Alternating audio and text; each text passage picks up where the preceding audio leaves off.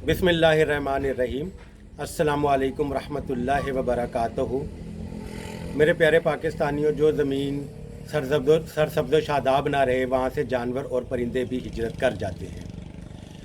मैं कल ये सोच रहा था कि हमारे मुल्क को बचाने के लिए एक आखिरी कोशिश के तौर के ऊपर अक़वाम मुत्तहिदा की तर्ज़ के ऊपर एक इदारा बनाया जाए और दुनिया के तमाम ममालिक उस इदारे के रुकन हों। फिर उस इदारे के अंदर जिस मुल्क की निज़ाम तालीम की रैंकिंग नंबर 1 हो, हमारे मुल्क का निज़ाम तालीम उस मुल्क को ठेके पर दे दिया जाए। फिर उस इदारे के रुकन ममालिक में से जिस मुल्क की सेहत के अंदर रैंकिंग नंबर 1 हो, हमारे निज़ाम सेहत को, हमारे मुल्क के महकमे सेहत को, उस इदारे को ठेके पर दे दिया जाए।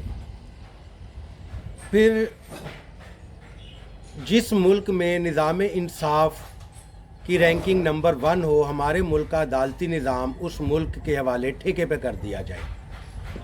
इसी तरह जिस मुल्क की मईशत नंबर 1 और दुनिया की रैंकिंग के अंदर, हमारे मईशत का निज़ाम उस मुल्क के हवाले ठेके पे कर दिया जाए। इसी तरह से हमारे जो हवाबाजी का महकमा है, जिसको हम PIA कहते हैं, इसी तरह से हमारा रेल का निज़ाम है, टेलीफोन का निज़ाम है, या जितने भी निज़ाम हैं, और जो हमारे सारे इदारे ज़ब्बों हाली का शिकार हैं, उस इदारे के अंदर के जो रुकन ममालिक हैं, उनके अंदर जो मुल्क जिस महकमे के अंदर टॉप रैंकिंग के ऊपर हो, उस टॉप रैंकिंग वाले इदारे के हवाले हमारे मुल्क के ये इदारे कर दिए जाए। जैसे हम अपने इदारे भेज देते हैं ना, हम अपने इदारे रहन रखवा देते हैं, मोटरवे रहन रखवा देते हैं, हम एयरपोर्ट रहन रखवा देते हैं, हम ये जो इसका इदारा है, रेडियो का इदारा, इस इदारे की बिल्डिंग को रहन रखवा देते हैं या लीज पर दे देते हैं। या इसहाक डार साहब के बकौल जब उनसे पूछा गया कि आप वो एयरपोर्ट जो है वो लीज पर दे रहे हैं, तो उन्होंने कहा नहीं जी, आउटसोर्स कर देते हैं। तो आप उसका नाम कोई भी रख लें, आप उसको लीज पे दे दें, आप उसको ठेके पे दे दें, आप उसको आउटसोर्स कर दें। पाकिस्तान की बेहतरी के लिए पाकिस्तान के ये तमाम इदारे दुनिया में जिस मुल्क की जो काबिलियत है, जिस मुल्क के जो इदारे टॉप रैंकिंग के ऊपर हैं, उन इदारों के हवाले पाकिस्तान के ये इदारे कर दिए जाएँ 5-7 साल के लिए। इसकी निगरानी अक़वाम मुत्तहिदा करे और कोशिश ये की जाए कि ये मुल्क किसी तरह से चल जाए और अपने पैरों के ऊपर खड़ा हो जाए।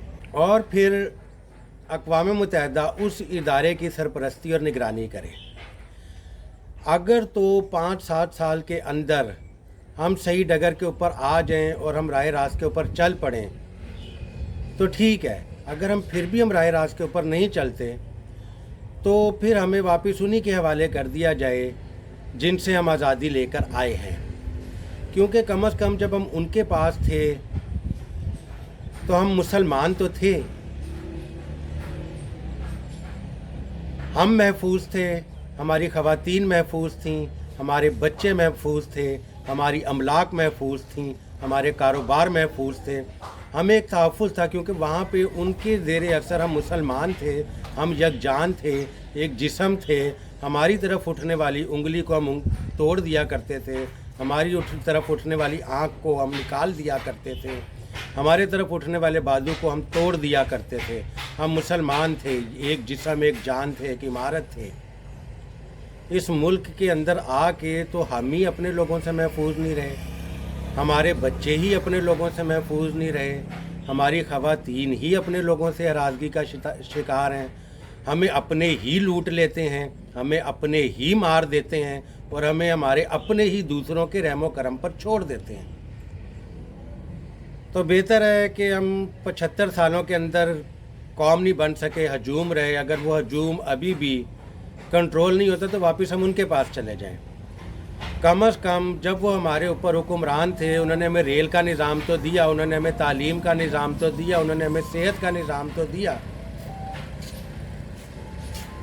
उन्होंने जो भी निज़ाम हमें दिया हम आज तक उनसे फ़ायदा उठा रहे हैं। लेकिन इन 75 सालों में हमने आज़ाद होकर खुद बरसरे इक़्तिदार आकर भाग दौड़ अपने हाथों में संभाल के हमने अवाम को क्या दिया? गुर्बत, भूख, अफलास, नंगापन, कैदो बंद कत्लो गारत, क्या दिया हमने अपने आप को। तो बेहतर है कि फिर हम उसी मुल्क की तरफ चले जाएं, क्योंकि आज हमारे मुल्क के इदारों को जो लोग चला रहे हैं रिटायरमेंट के बाद भी, तो वो उन्हीं मुल्कों में भागते हैं, उन्हीं मुल्कों का महफूज समझते हैं, उन्हीं मुल्कों को रहने के काबिल समझते हैं। तो जब खवास वहाँ पे जा सकते हैं, क़याम पजीर हो सकते हैं, रिहाइश इख्तियार कर सकते हैं, तो हमारा आज़ादी लेके हमारा क्या कसूर है भाई।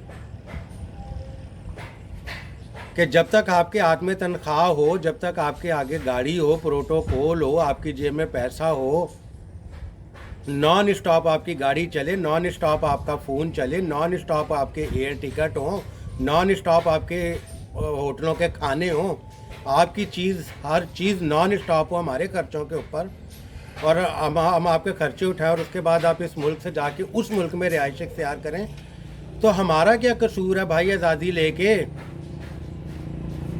कि हम टैक्सों की चक्की में पिसें, आपके प्रोटोकॉल के ऊपर पैसा लगाएं, आपकी हिफाजत के ऊपर पैसा लगाएं, आपके फ़ोनों के ऊपर पैसा लगाएं, आपकी बिजली के बिल दें, आपके बैरून मुल्क पढ़ने वाले बच्चों के डॉलरों के लिए हम पैसों का बोझ उठाएं।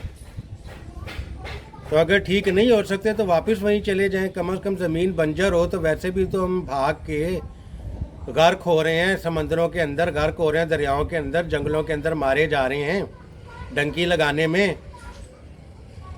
तो भूखे मरने से बेहतर है कि जैसे आप लोग वहाँ पे चले जाते हैं, अपने लिए महफूज पनाहगाह ले लेते हैं, तो हमें भी महफूज पनाहगाह लेने की कोई जगह दें।